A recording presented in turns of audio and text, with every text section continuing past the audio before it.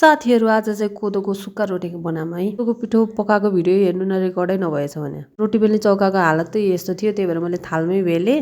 त्यो डो बनाउनुको लागि चाहिँ जति पानी हाल्नुहुन्छ, जति पानी बोइल गर्नुहुन्छ हजुरले त्यति नै पिठो हाल्नुपर्ने हुन्छ है। अनि त्यो पानी बोइल भइसकेपछि चाहिँ त्यसमा चाहिँ अलिकति नुन र अलिकति घिउ हालेर त्यसमा त्यो पानी उम्लिसकेपछि चाहिँ त्यो पिठो हालेर मजाले ढिँडो यसरी माड्ने है।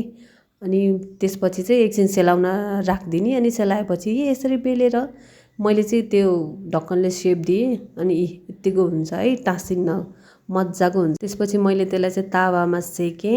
आज खाना बनाउन एकदम झ्याउ लागेको थियो कि यो मेरो पहिलाको भिडियो है, फेरि अघिल्लो हप्ताको भिडियो है। यो चाहिँ मैले यत्तिकै ड्राफ्टमा थियो, त्यही भएर मैले हालिदिएको।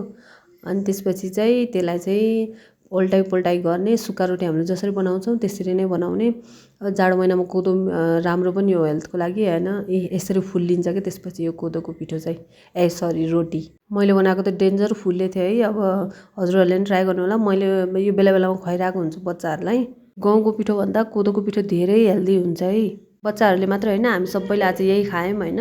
एउटा सबैले दुईवटा जस्तो रोटी अनि एक एक ग्लास चाहिँ दुध खायौँ है। अनि छोरीले हेर्नु नै यस्तो मजाले खाइरहेको थिएँ नि उनले पनि। मैले चाहिँ तातो रोटीसँग तातो दुध दिएको थिएँ होइन। मजाले खाएँ मेरो छोरीले पनि छोरोले पनि। अनि हामीले खाएको भिडियो चाहिँ मैले रेकर्ड गर्न बिर्सेछु। हेर्नु न, म होस प्रसादलाई चाहिँ यस्तै छ भने। हजुरहरूले पनि जाडोमा होइन कोदोको पिठो एकदम तातो गराउने गरम खाना हो नि त।